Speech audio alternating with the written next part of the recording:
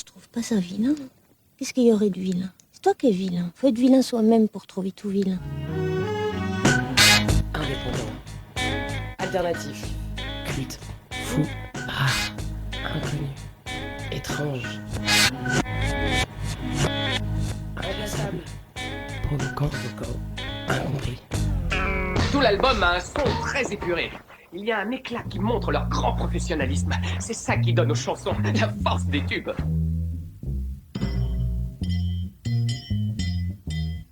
Plus étrange que le paradis. Plus étrange que le paradis. C'est l'émission qui déterre des trésors. Et parfois quelques cadavres.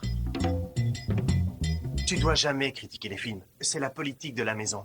Tu veux appliquer tes propres règles? Ouvre ton propre ciné. Salut à tous, auditeurs et amis d'Internet, bienvenue dans le 53e épisode de Plus étrange que le paradis. On est en 2020, je pense que vous êtes au courant parce qu'on est un petit peu à la bourre, mais on vous souhaite malgré tout, il est encore temps, une excellente année 2020. Pour nous, cette année commence en beauté, on a un joli programme à vous dérouler ce soir. Et en plus, comme on est dans le futur, on est en vidéo à partir de maintenant sur YouTube. Vous pouvez nous regarder, nous écharper, en plus de nous entendre maintenant. On espère que ça vous plaira. Alors, le sommaire d'aujourd'hui, je vous le déroule tout de suite. On va commencer avec l'ami D2G. Salut Denis. Hello. Qu'est-ce que tu vas nous présenter aujourd'hui? Le vrai Jim Morrison était soviétique, les amis. On va refaire l'histoire du rock'n'roll. Ça, personne n'en parle, heureusement. Je vais vous présenter Leto qui nous présente cela. Donc un film russe qui date de 2018, 2018, très bien. Que tu vas nous présenter en première partie d'émission. On enchaînera avec Julien Jabat. Salut Julien. Salut Loïc. On va parler musique avec toi. On va parler d'un groupe un peu lourd, un peu vénère. Ouais, parce qu'aujourd'hui, ça y est, c'est le jour de gloire depuis le temps que je vous bassine avec ce groupe, surtout notre dissident préféré, quoi. C'est une partie de ma culture musicale et donc de quoi on parle aujourd'hui? On va parler d'albums chromatiques, de sludge, de covers de ouf. Bref, mesdames et messieurs, bonsoir. On va parler de Baroness. Et leur grand Blue Record, un très grand groupe de sludge que tu nous présenteras. Ensuite, on va parler un petit peu de cinéma à nouveau. Cinéma plus récent, puisque je vais vous parler de la dernière bombe de la décennie 2010. On va parler de The Lighthouse de Robert Eggers, qui est encore en salle, que vous pouvez encore découvrir si vous ne l'avez pas encore vu. Et puis on finira l'émission avec le bon Emric Emrock qui nous parle de musique. Bonsoir. Bonsoir. Moi je vais me dévoiler ce soir, on va toucher à l'intime. Je vais vous parler d'un de ces 10 compagnons sur une île déserte.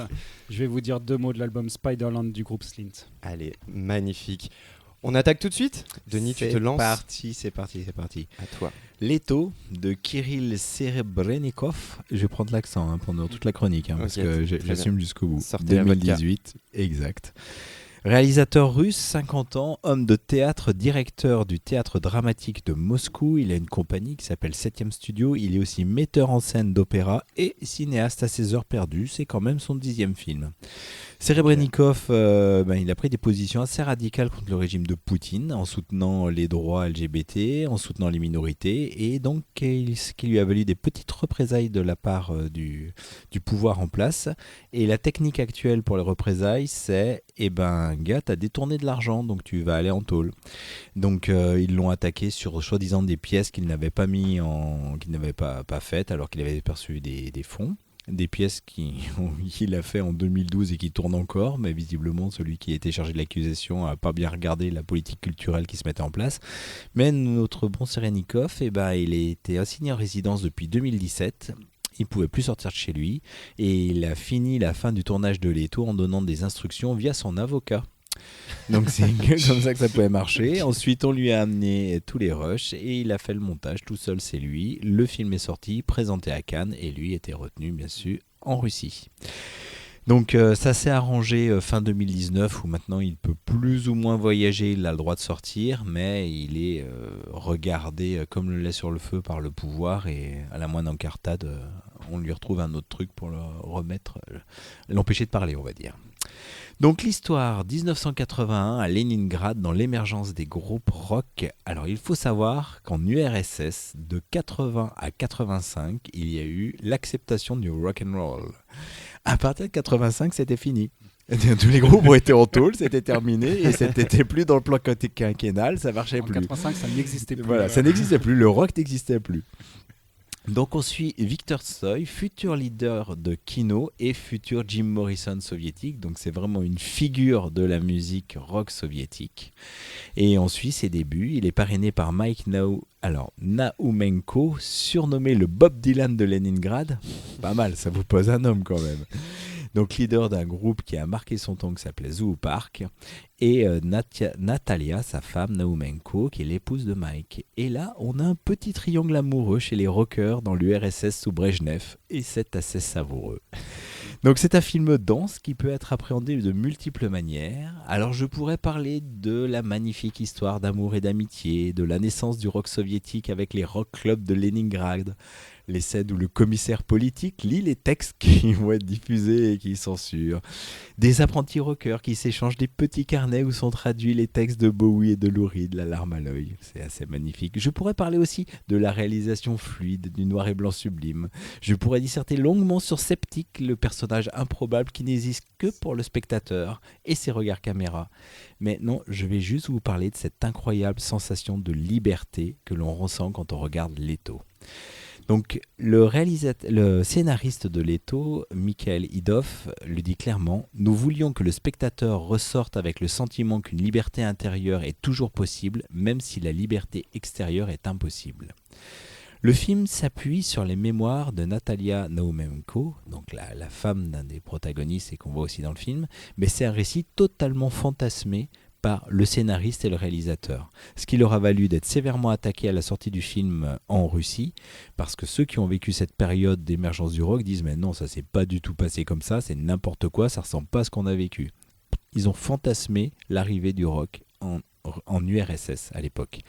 Et au sein de ce fantasme, il y a un double fantasme, mais je vais y revenir. Premier objet du fantasme, c'est donc ces histoires qui composent le récit. Fantasme d'un rock qui n'existe pas. Et comme le dit le scénariste, ils ont écrit un film avec l'idéal platonique du rock américain, un rock'n'roll dont l'argent et les éléments commerciaux sont totalement absents. Ça n'existe pas. Et pourtant, c'est ce qu'ils ont fait. On voit des gens qui vivent pour le rock'n'roll, par le rock'n'roll, c'est pas trop ce qu'ils font à côté, il n'y a que ça, le rock. Fantasme de l'amour au sein d'un triangle amoureux où tout se passe relativement soft. Oui, gars, ma meuf kiffe sur toi, c'est bon, pas de problème, voilà. Fantasme de l'ascension d'un musicien immédiatement reconnu par tous, Victor Tsoi, qui arrive avec sa guitare sèche sur une plage, je joue de la gratte et tout le monde est fasciné. Et au génie. Voilà. Fantasme de l'amitié entre deux hommes alors qu'il y a tout pour se mettre sur la gueule. C'est-à-dire tous les deux leaders de rock et donc ils veulent prendre l'ascendant, tous les deux veulent partager la même minette. Bah non, on fantasme cette relation. Et dans ce récit fantasmé, il y a le double fantasme et ça c'est assez incroyable. Car quand il y a un rappel à la réalité, souvent les contraintes imposées par le régime communiste, par exemple on doit rester assis pendant les concerts de rock et t'as un commissaire politique qui te fait remarquer dès que tu bouges un peu trop la jambe ça va pas, eh bien le réalisateur filme comment un concert peut dégénérer et comment ça part dans tous les sens. Mais finalement, Septic nous le rappelle bien, ceci n'a pas existé. Le réalisateur fantasme de comment ça aurait dû se passer si on avait été dans un pays autre que l'URSS à ce moment-là. Donc un fantasme dans le fantasme.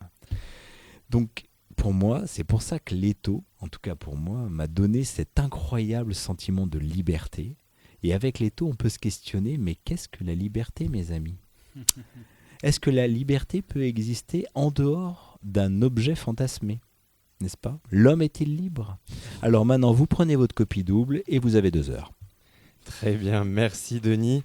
Si vous voulez entendre un petit peu à quoi ressemble ce vent de révolution culturelle russe, il va falloir aller faire un tour sur le podcast en audio du côté de Mixcloud, parce que sur YouTube, on n'a pas les droits pour vous passer de la musique, mais sur Mixcloud, on peut.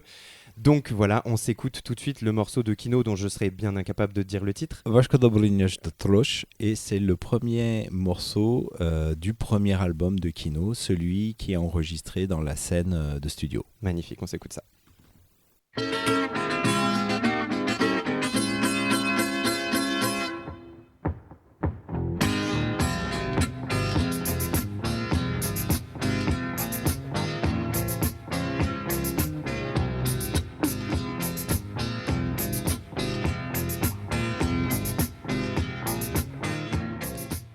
C'était le groupe russe Kino que vous découvrez dans le film Leto dont on parle en ce moment même avec Denis D2G. Si vous voulez écouter le morceau en entier, on vous met le lien en description de cette vidéo. Et on va partir tout de suite demander l'avis de nos compères. Du coup, Aymeric, tu veux te lancer ? Ouais, moi Leto, j'en avais énormément entendu parler, j'avais très très envie de le voir et du coup ça fait un peu toujours ça quand t'as très envie de voir un film. J'étais un poil déçu. J'étais un poil déçu parce que déjà je ne savais pas que c'était un biopic, je savais vraiment rien du film, je savais pas que c'était un biopic. Et du coup tu tombes un peu dans tous les travers du biopic, surtout rock. Mais à côté de ça, effectivement, il y a un vent de liberté, c'est indéniable. Tu découvres... c'est un peu comme quand j'avais 14 ans et que j'ai découvert The Doors en film et que j'ai dit putain, c'est génial, tu vois. Mais malgré tout, il y a un côté romance et tout ça. J'aurais préféré que ce soit une vraie fiction plutôt que de me retrouver face à un biopic. Mais ça, c'est ma petite déception personnelle. Par contre, on est d'accord, il y a un vrai travail de... Enfin, je comprends qu'il y ait... de mise en scène, etc. Pour avoir un peu surfé sur le net, a posteriori...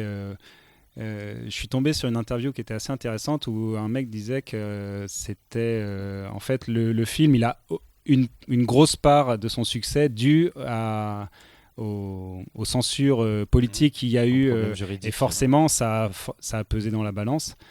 Surtout dans le fait que ce soit présenté à Cannes, que le réalisateur soit absent, la place était vide, etc.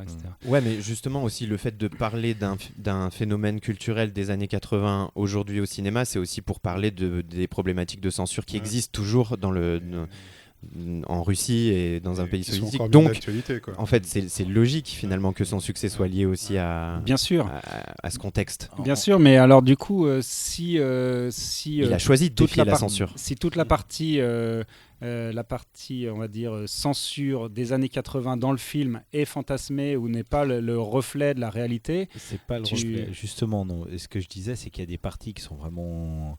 Par exemple, quand les gars passent les visites médicales pour partir en Afghanistan ou des choses comme ça, c'est vraiment ces choses, ces espèces de flash où ça se passait vraiment comme ça. Et la censure, en effet, en 80, c'était différent, parce que de 80 à 85, il y a eu cette période un peu dorée où on a ouvert le rock. Mais...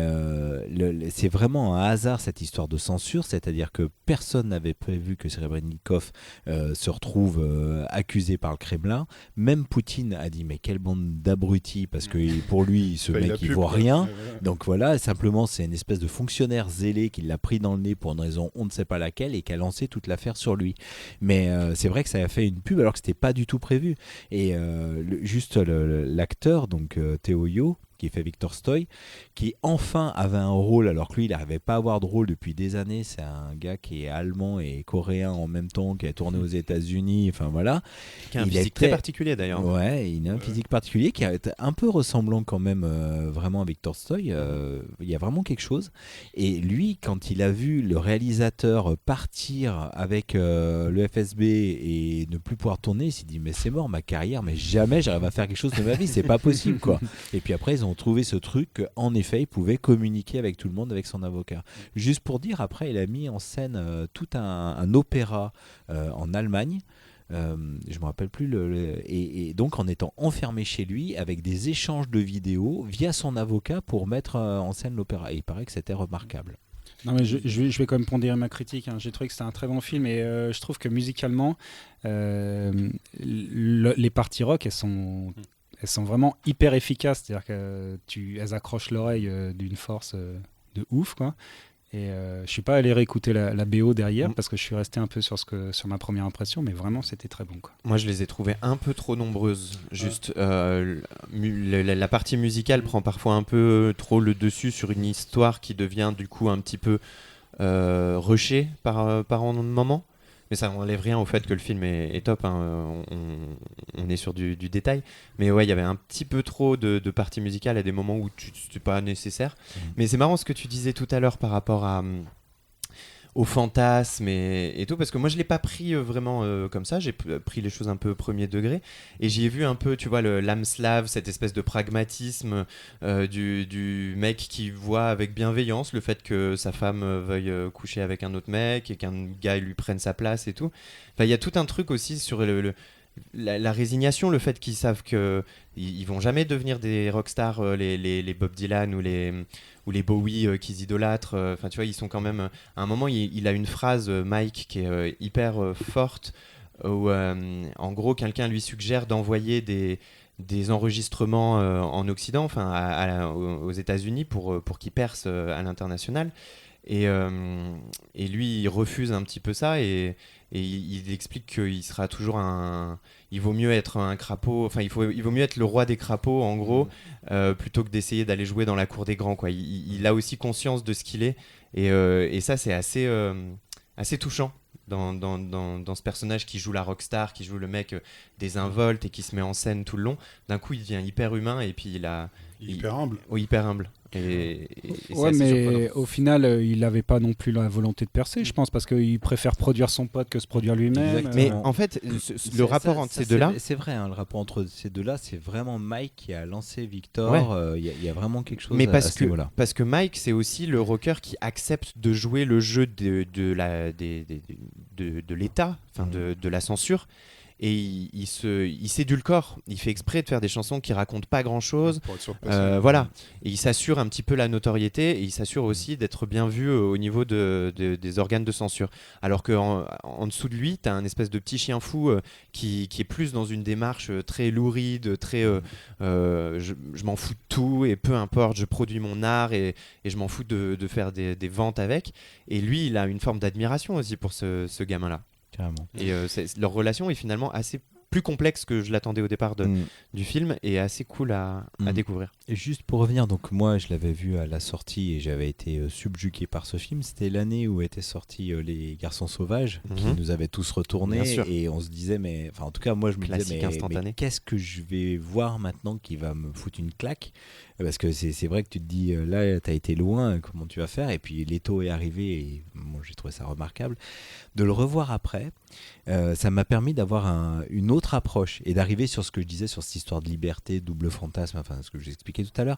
Et c'est impressionnant parce que tout en gardant la fraîcheur du film, parce qu'il y a une fraîcheur, je l'ai retrouvée, mais du coup je suis tombé dans vraiment la profondeur de ce qu'il y avait. Alors peut-être parce que j'ai commencé à lire des trucs sur le réal, peut-être que j'avais vu un peu tout le travail qu'il faisait, parce que c'est un gars qui va hyper loin au niveau du théâtre et il a refait une mise en scène des Idiots, le Lars von Trier, qui a été présenté à Avignon il y a quelques années et il paraît que c'était complètement dingue, c'est-à-dire une approche qui allait encore plus loin que ce qu'amenait von Trier.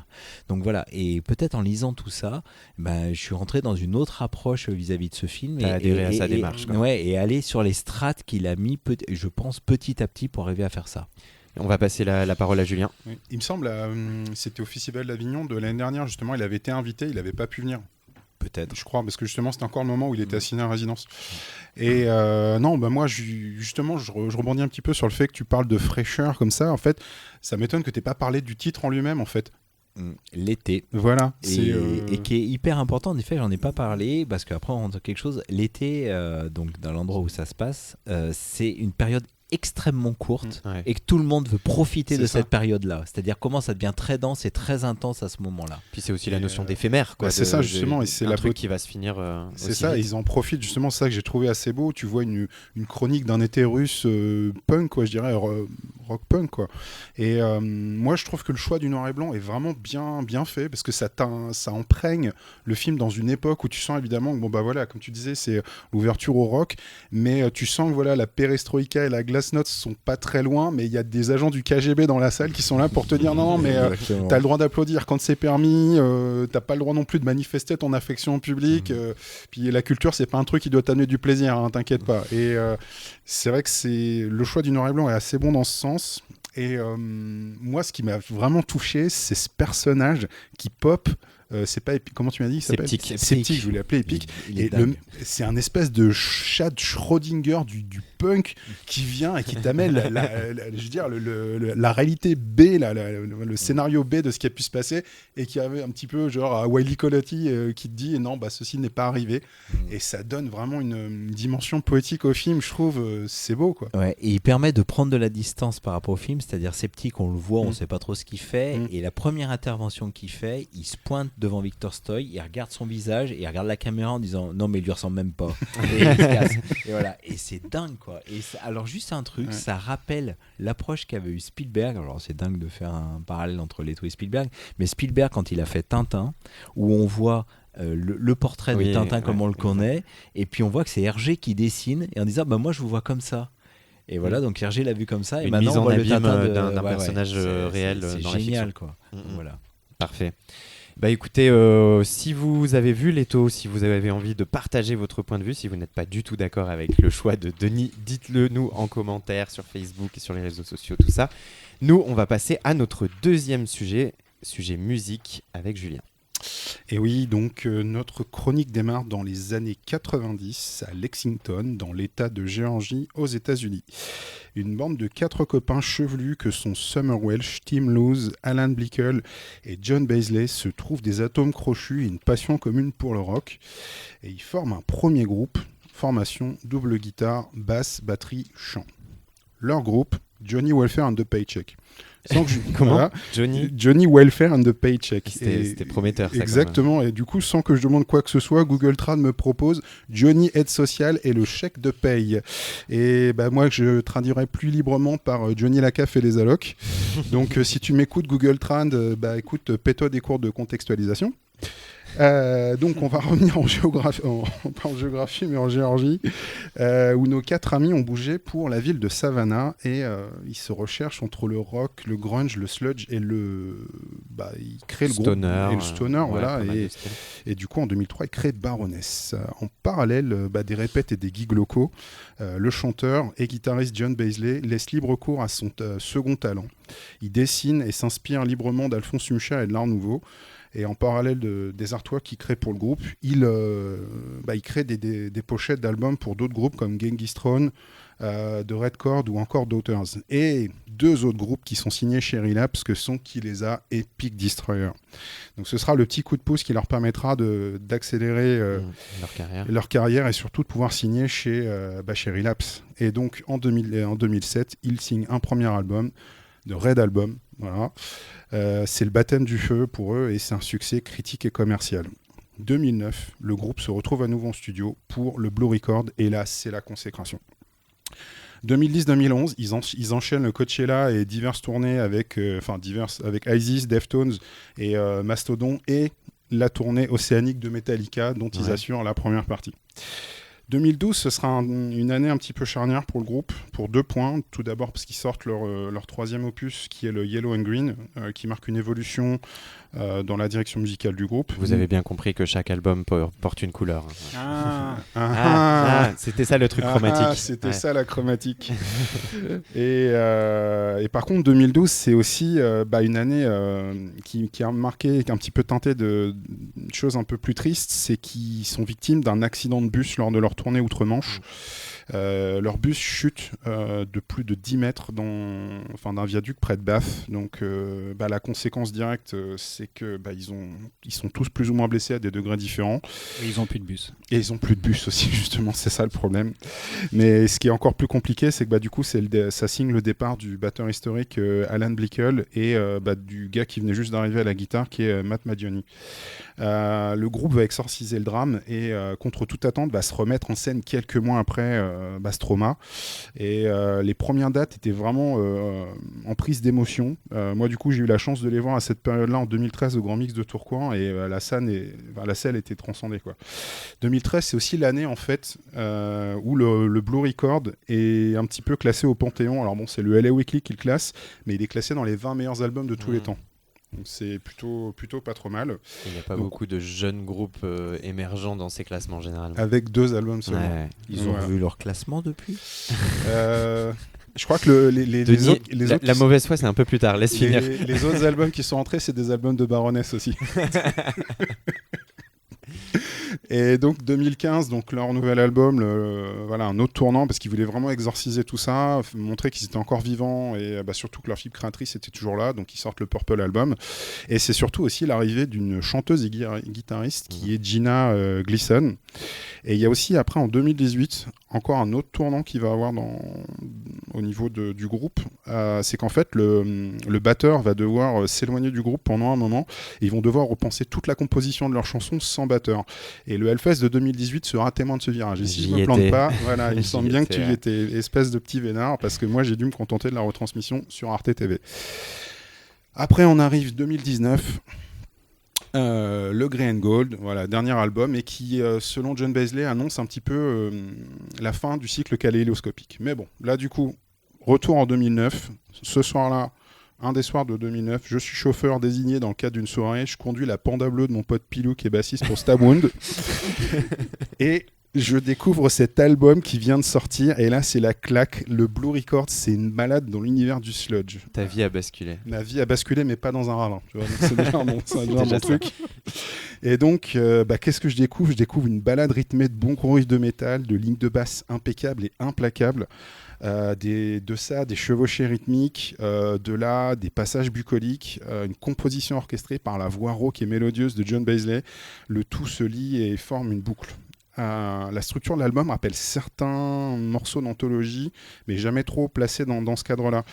Et ce qui fait qu'en fait, le Blue Record, c'est pas que du sludge, c'est une balade dans les 30 dernières années que fut le hard rock et ses héritiers comme le doom, le punk ou le grunge.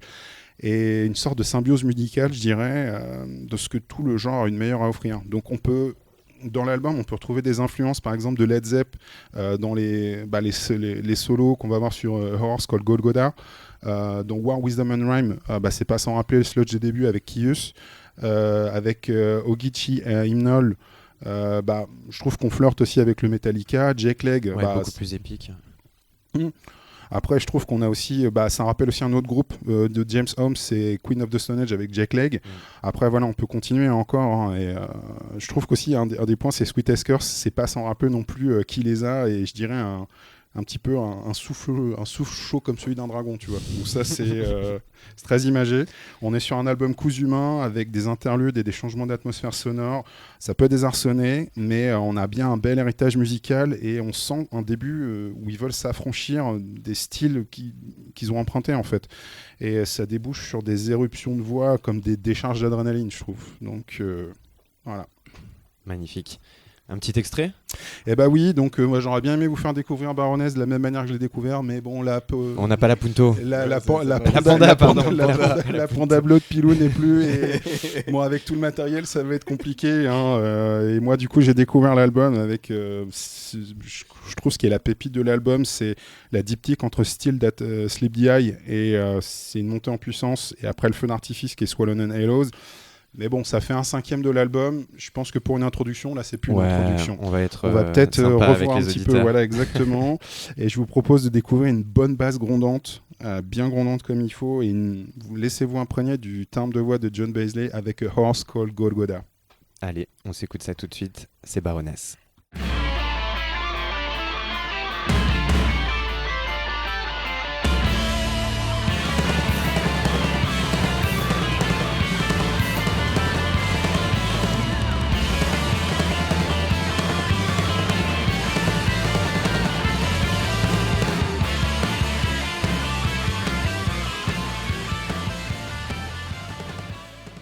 A Horse Called Golgotha, c'était Baroness avec leur Blue Album, on est en 2009.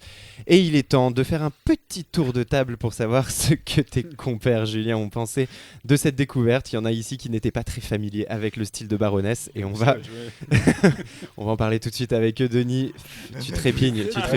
Tu bouillonnes, Denis, vas-y. Alors, moi je dis, tout à l'heure tu as employé le mot symbiose. Et je dirais, entre symbiose et fourre-tout, il y a une frontière qui est un peu mince.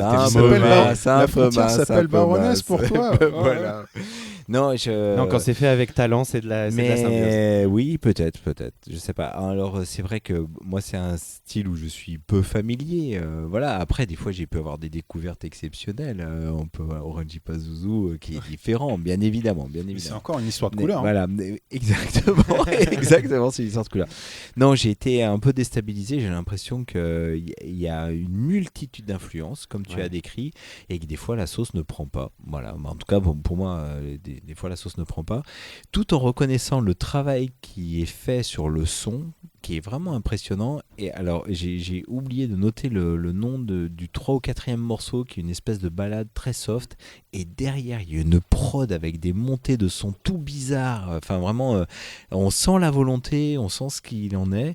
Et voilà. Donc, c'est Jake Lake. Je crois pas, je crois que c'est plutôt Still That Sleep. Ouais, c'est celle-là. Ouais. Et c'est la montée en puissance pour le. Et voilà, mais après, c'est vraiment des. Voilà. Donc, moi, ça. Bon, papa. Bon, oui, ils savent jouer. Ça y est. C'est des c'est excellents indéniable. musiciens. C'est indéniable. C'est bon musicien. Ouais. Voilà. Mais après, voilà, je trouve qu'il y a énormément de choses. Des fois, j'avais l'impression d'entendre. Il y a, en effet, des fois, ça part sur du symphonique. T'as des trucs, vas-y, c'est grandiloquent. Des fois, ça fait même un peu rock de stade. T'as l'impression qu'ils ont envie qu'on chante tous le refrain ensemble, mais le refrain, on l'a qu'une seule fois parce qu'après on passe à autre chose.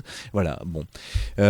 Donc, à réécouter, à redécouvrir, mais en tout cas pour moi, il y a trop de choses là-dedans. Ils veulent trop en mettre, trop en balancer plein la gueule, et voilà. Il y a un style, une ref que t'as pas cité pendant ta presse, c'est le côté prog. Et prog, on peut mettre tout et n'importe quoi, mais à mon sens, quand tu essayes de mettre autant de styles dans un seul morceau ou dans un seul album, tu deviens prog par essence. Tu vois, c'est un peu le délire de Mars Volta dans un style beaucoup plus rock classique. Mais c'est ce truc de passer comme ça du coq à l'âne. Moi, je trouve ça assez brillant. Et ce qui fait que pour moi, c'est aussi, on touche au prog, c'est cette capacité à changer d'ambiance. Voilà. Et comme tu l'as dit, c'est des musiciens hors pair. Moi, j'étais en 2018 au Hellfest au moment où leur deuxième batteur a eu un accident et il ne pouvait pas se présenter devant le public. N'importe quel groupe de métal, de rock amplifié comme ça, aurait tout simplement annulé. Et eux, ils sont arrivés à deux avec les guitares. Ils ont fait un set acoustique et les gens étaient complètement médusés. Et en acoustique, ça rend pareil, quoi. C'est des morceaux qui sont d'une complexité énorme et en même temps d'une certaine forme d'universalité où ça te touche au cœur. Voilà, c'est extrêmement abordable. Et enfin, il y a peu de groupes qui sont capables de faire ça. Juste, ça, faut le reconnaître, quoi. Non, mais je l'ai reconnu. Recognize. Emric, tranche.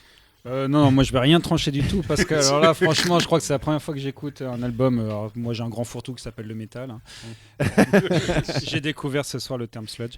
Ah oui, donc si vous ne savez pas ce qu'est le sludge, on essayait de débattre pendant le morceau. Voilà. Le sludge, c'est une version du doom en plus marécageux, plus réverbéré, avec une forme de tension, mais c'est très très down tempo, donc très lent et très macabre, non pas macabre, très très ça gronde, quoi. C'est grondant, marécageux, c'est marécageux, c'est souvent comme ça que je le décris. Quoi, tu vois le truc. Exactement, voilà. Donc ça c'est la parenthèse sludge. La traduction littérale, je crois que c'est boubilière en plus. Ouais, c'est ça, c'est de la boue. Ouais, c'est ça. J'écoute pour la première fois le disque, ça commence par une petite balade à la Led Zepp, je me dis ça va être cool. Arrive le titre 2. Non, j'ai pas les codes de cette musique, alors. D'autant plus. Comment ça t'a parlé ? J'ai aimé toute la partie un peu psyché qui me rappelle Queen of the Stone Age et la partie vraiment où tu es en saturation guitare, voix, ça me parle pas du tout, mais pas du tout. Et le métal ou d'une manière plus générale, ce type de musique, j'ai jamais compris où c'est des mecs qui aiment se maquiller et se déguiser alors qu'en fait ils font toujours la gueule, quoi. Et c'est des clowns tristes. Moi je pense c'est des clowns tristes, je pense qu'il y a un peu ça. Mais après je trouve que c'est la meilleure manière dont tu peux apprendre la musique en fait, parce que c'est souvent des groupes qui maîtrisent, qui sont vraiment super techniques, et tu vois vraiment que chaque instrument est à sa place en fait. À la première écoute, ça me paraissait très très massif, et en l'écoutant et en le réécoutant et en le réécoutant, ça un peu, voilà, exactement, ça s'épluche et tu découvres des trucs donc sûrement à creuser. Ouais, bah oui. Beaucoup de subtilités à creuser dans cet album de Baroness qu'on vous recommande quand même d'écouter pour vous faire Un votre bel oignon. propre avis. Voilà. Un Des fois bel- que un vous bel ayez- des oignon, fois un que vous ayez millefeuille. pas compris, hein, ouais, on vous le recommande. Enfin, je vous le recommande déjà. Voilà. Denis, On peut juste vas-y. reparler des pochettes Ah qui oui. sont Ah. somptueuses. Là, il n'y a rien à dire, c'est vraiment Oui. magnifique. Allez checker les pochettes de Baroness, allez checker la musique de Baroness et donnez-nous votre avis comme toujours. On va passer à notre deuxième page de cinéma de la soirée. C'est moi qui m'y colle et on va parler d'un film d'actualité pour changer. Et on va parler d'une décennie entière de cinéma. On est comme ça, on est ambitieux. Les années 2010 qui sont derrière nous et du film qui a popé dans la toute fin de cette décennie et que certains critiques ont déjà titré comme étant le dernier chef-d'œuvre de la décennie 2010. Denis, je te vois. On est Tu dans sais. la même pièce. Bon, The Lighthouse, donc film de 2019 réalisé par Robert Eggers. C'est son second film après The Witch, sorti en 2015, qui était déjà une petite claque visuelle à l'ambiance mystérieuse. Et alors là, avec The Lighthouse, Eggers confirme qu'il est le réalisateur à suivre pour la prochaine décennie. Hors des sentiers battus du cinéma de genre, perfectionniste et rigoureux, autant que surprenant, Robert Eggers, pour moi, comme pour beaucoup d'autres cinéphiles, on en discutera après, c'est le réal qui va devenir incontournable dans la décennie qui s'ouvre à nous. Alors je m'explique. The Lighthouse est un huis clos qui prend place sur un petit bout de terre au large des côtes américaines dans les années 1890 et la vision de l'eau n'a jamais été aussi étouffante que dans ce film qui ne compte que 2 personnages, tout du moins 2 acteurs avec des lignes de dialogue, Willem Dafoe, le vieux loup de mer devenu gardien de phare après un accident, et son second fraîchement engagé dans les services maritimes, campé par Robert Pattinson. Les 2 acteurs livrent évidemment des prestations d'acting incroyables, jusqu'aux boutistes habités par la grâce autant que par la folie. On les découvre donc à leur arrivée sur l'île, pour une durée prévue originellement de 4 semaines, mais les éléments vont les laisser isolés plus longtemps que prévu et leur mission va tourner au désastre. Alors le film est d'une rigueur formelle absolument géniale. Le plus évident étant bien sûr de noter les choix techniques de pellicule en noir et blanc, de cadre, format d'image 1,19/1, c'est-à-dire ce qui renvoie au cinéma premier, un format presque carré d'image. Toutes les optiques utilisées datent au mieux des années 40 et tous les mouvements de caméra sont réalisés dans un pur souci d'authenticité. En bref, ce film aurait pu être tourné au début du XXe siècle, période à laquelle se déroule l'histoire. Ça, c'est le plus évident, mais il y a aussi toute la recherche de documentation dans les costumes, dans les accessoires, et puis il y a la langue. Cet anglais de matelot bourru qu'il est allé chercher dans les carnets de bord de véritables gardiens de phare de l'époque et qu'il a compilé pour faire naître des dialogues qui sont assourdissants, de mystère et d'authenticité. Même si vous parlez anglais couramment, il faut des sous-titres pour comprendre un petit peu ce qui se passe dans The Lighthouse parce que le langage est quand même extrêmement particulier. Voilà, donc c'est un film qui oscille entre le raffinement et le grotesque, entre la poésie des éléments, des textures, de la roche, de l'eau, du bois, les grains de peau des personnages aussi qui sont extrêmement travaillés, et de l'autre côté, la violence, la vulgarité, la folie. C'est un film qui se ressent d'abord et qui s'analyse ensuite, et qui satisfait plusieurs niveaux de notre cinéphilie en même temps. Il est très dur d'en parler sans gâcher un petit peu le mystère, donc je ne vais pas vous faire cette crasse-là, amis auditeurs. Vous devez vraiment vous ménager la découverte de ce film. Je vais plutôt vous dire comment moi j'ai vécu l'expérience. Alors, passer la découverte de cet univers en vase clos et du constat évident que, bon, bordel, Eggers sait composer ses plans, même dans un format d'image aussi radicalement contraignant, il fait des cadres magnifiques. Déjà, j'ai été surpris de me dire que oui, c'est austère, visuellement, émotionnellement, c'est éprouvant, mais que c'est aussi un film drôle, bien loin du cliché un peu arty et poseur auquel on pourrait s'attendre d'un film de la quinzaine des réalisateurs qui revendique ses influences tarkovskiennes. Et puis après, il y a ce glissement des genres qui s'opère tout au long du film, avec finesse, parfois, à grands coups de pied dans la gueule aussi par moment. Et c'est justement ce qui fait un peu tout le sel d'un premier visionnage de The Lighthouse, c'est qu'on passe par des états bien distincts. D'abord, il y a cet hyper-réalisme qui est lié à tout ce côté documentaire dont je parlais tout à l'heure, où l'on fait ce que l'on fait devant un tout film d'époque, c'est-à-dire tenter de comprendre les enjeux d'un mode de vie aujourd'hui disparu. de ça, on glisse vers le thriller psychologique où la confrontation des deux hommes nous plonge dans une recherche de sens, de comprendre lequel des deux est fou, lequel manipule l'autre et lequel représente une menace pour l'autre. Et puis, troisième partie du film, on est dans le fantastique, la poésie, le mythe au sens grec, dans lequel tout est folie et allégorie à la fois, où le phare devient une espèce de purgatoire entre enfer et paradis, et où les deux personnages deviennent les deux faces d'un même homme ridicule face aux éléments et au destin.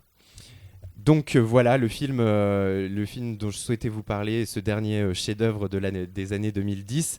À noter pour finir que le film a été distribué par A24, une petite boîte de prod assez jeune puisqu'elle est née en 2012 et que je suis assez particulièrement. J'essaye de regarder un petit peu ce qu'ils font parce qu'ils ont compris dès le départ qu'il fallait passer un petit peu à la transition numérique du côté de la prod ciné. Ils ont commencé dès 2012 à faire des accords avec Amazon, avec Apple pour la diffusion de leurs films et on se rend compte que les propositions de cinéma les plus radicales et les plus couillues de ces dernières années passent souvent par ces logiques de prod là. Voilà, donc merci à A24 d'avoir produit un film aussi original. On va s'écouter un court extrait de la bande-son qu'on doit à Mark Corven. Le morceau s'appelle The Light Belongs to Me et on revient juste après pour débriefer avec les copains.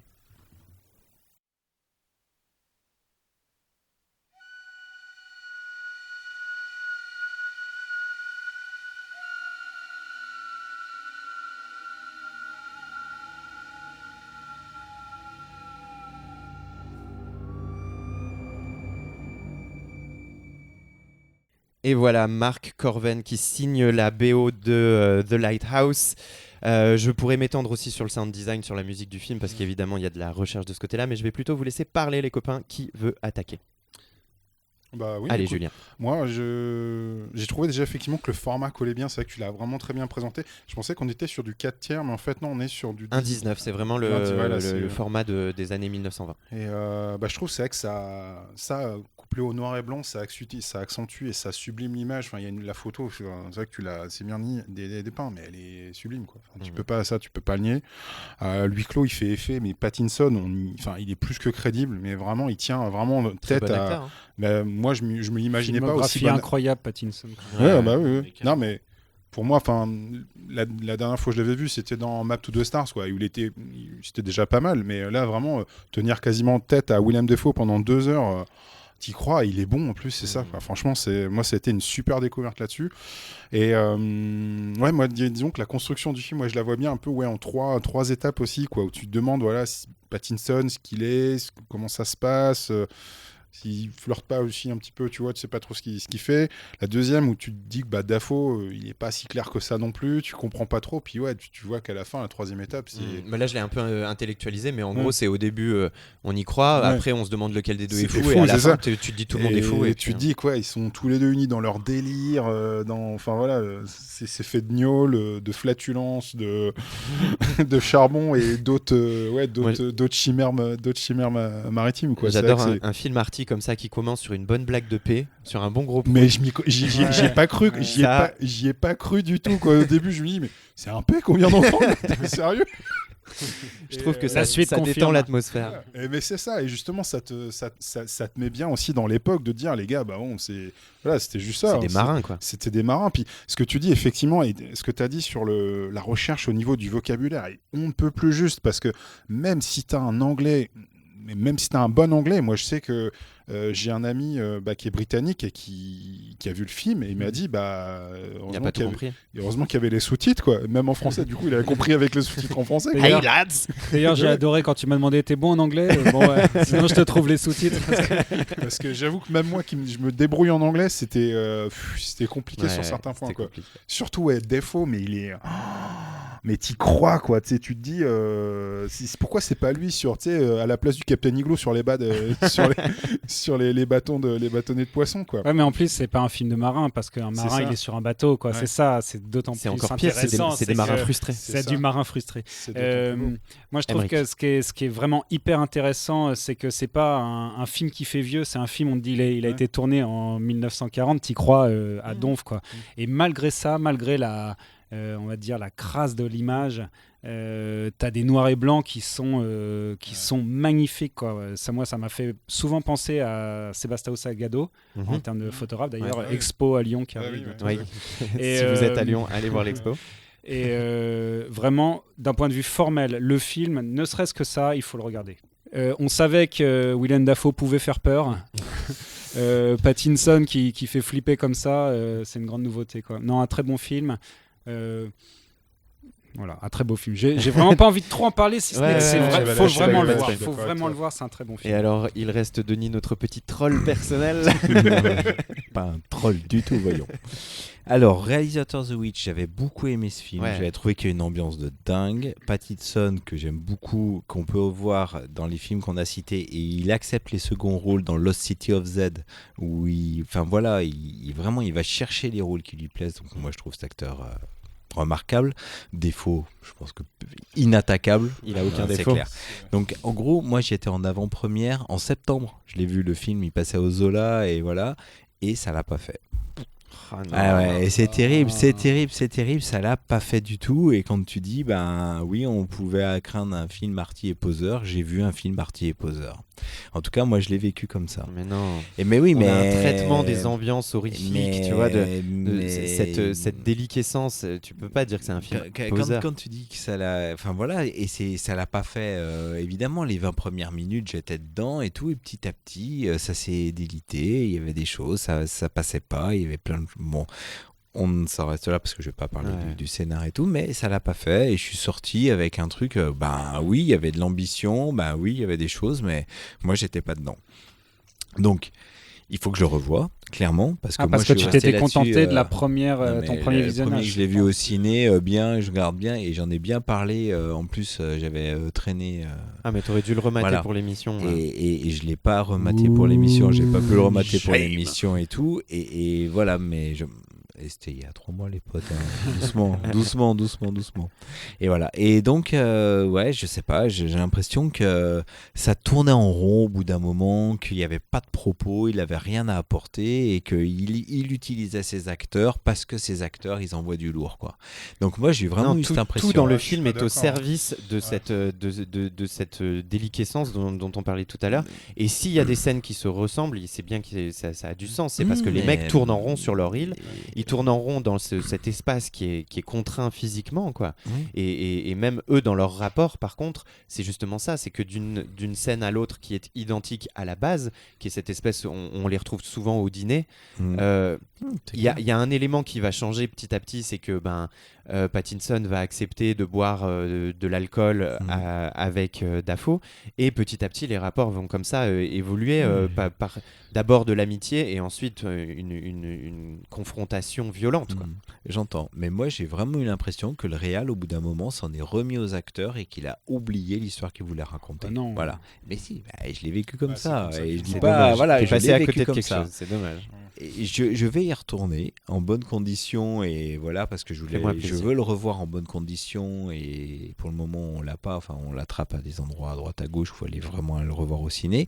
Je vais y retourner parce que en effet je me dis, mais ce gars qui dans The Witch a su raconter une histoire que tu as déjà vue 10 000 fois, et pourtant lui il te la raconte autrement et il t'amène autre chose et il te fout une ambiance incroyable.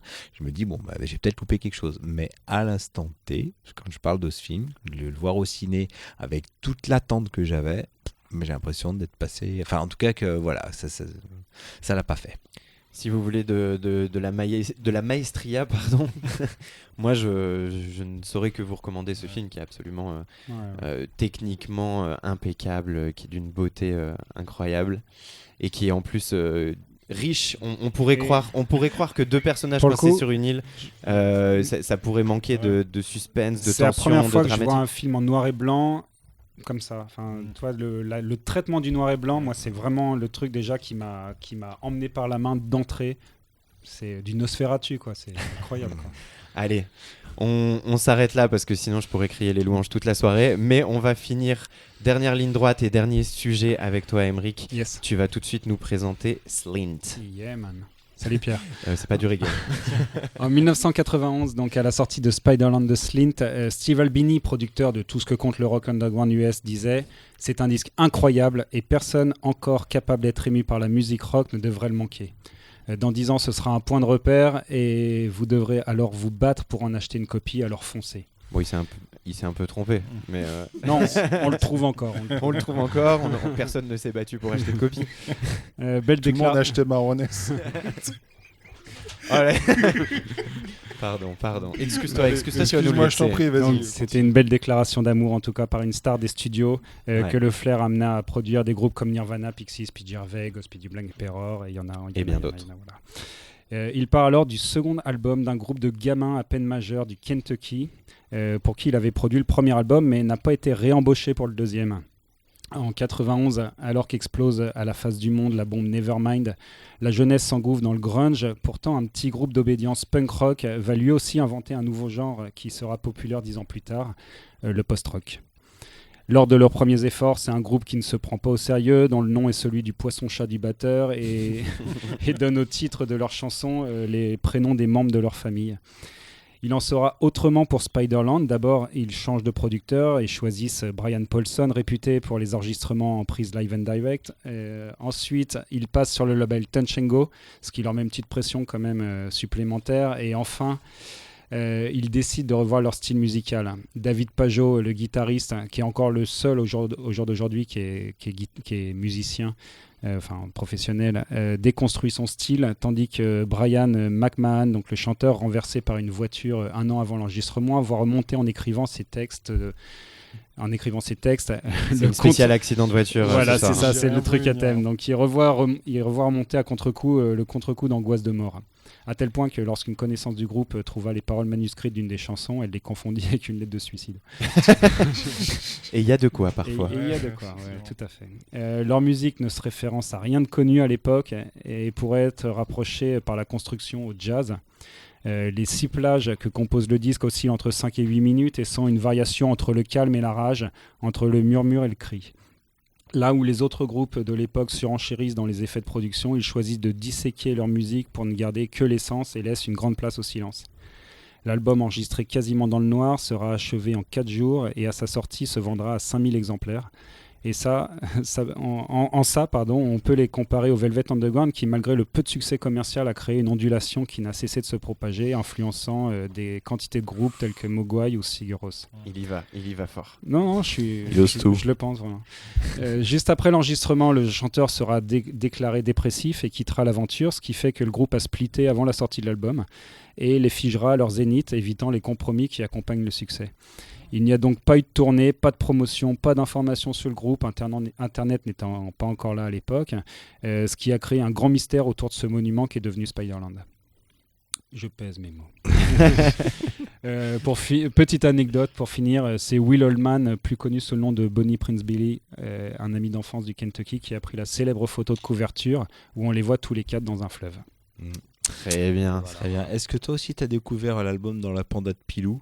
Ça c'est important. Non, parce qu'il avait déjà vendu sa voiture. Il s'est passé des trucs dans cette panda.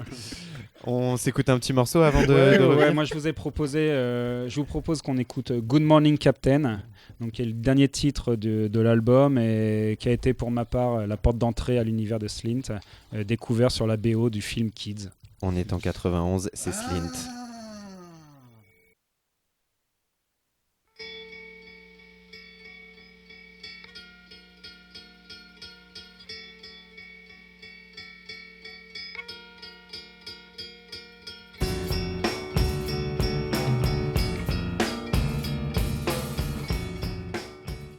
C'était Slint avec Good Morning Captain, on est en 91. Juste petite précision pour ceux qui ont aimé ce qu'on vient d'écouter. d'écouter. Pas la parole.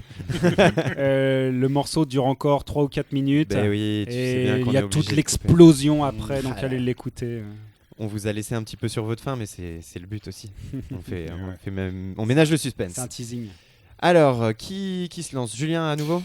Bah ouais, écoute, moi, pour une fois, je me suis pas planté parce que tu as parlé de post-rock. Donc je me dis, waouh, bon, une fois, j'écoute un truc, je sais ce que c'est. Donc moi, je me dis au début, bon, c'est de la post-rock sensible et atmosphérique. Et en fait, j'ai vite rajusté.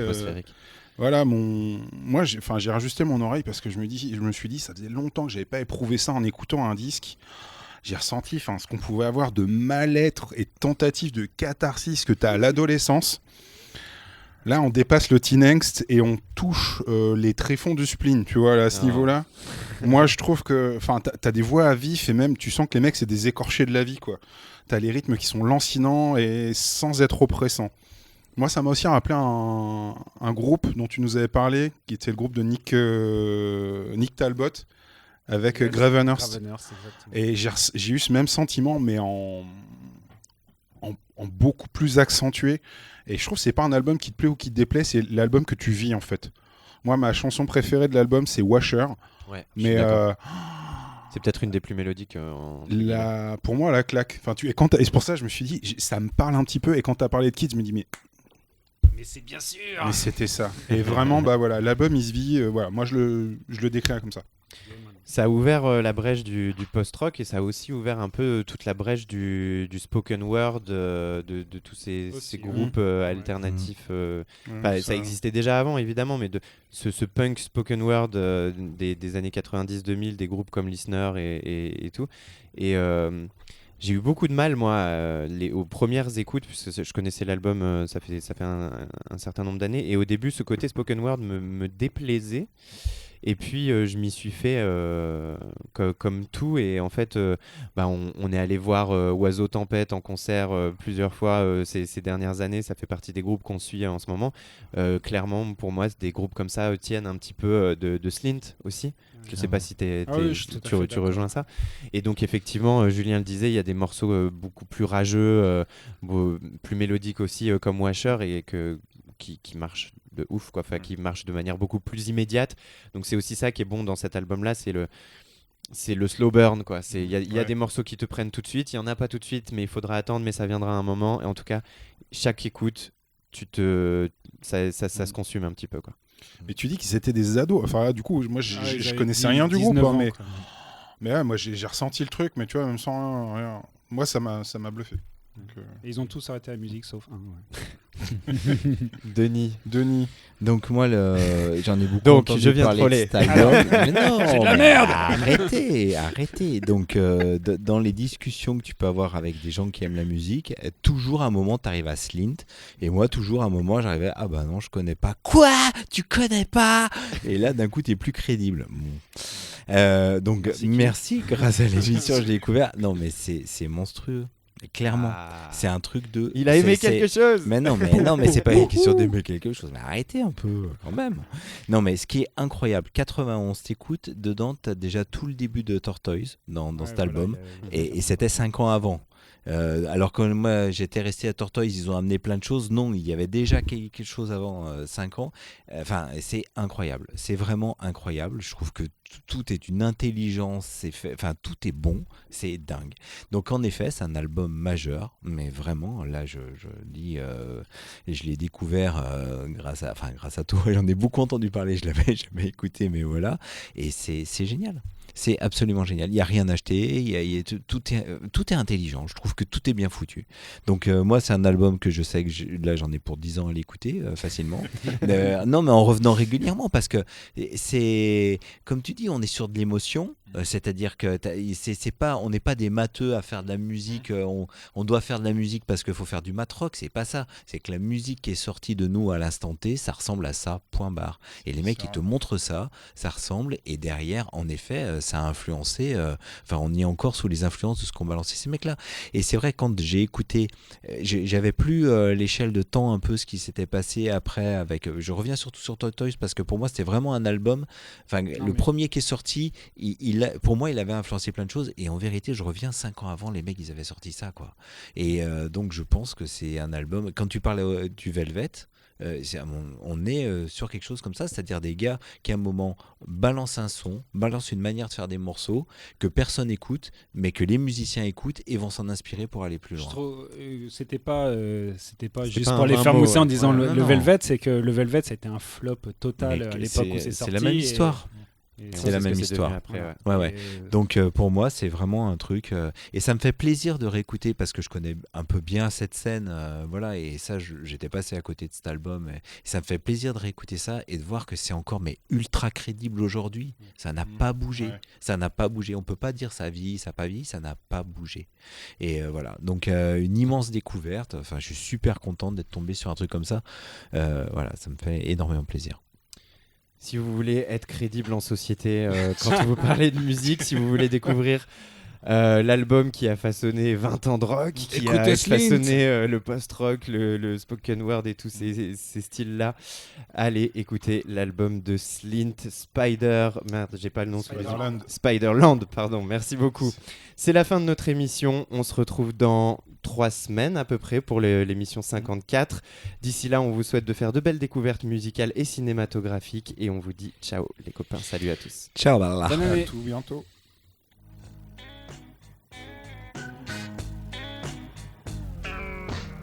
Retrouvez une nouvelle émission tous les 15 jours sur mixcloud.com/plus étrange que le paradis.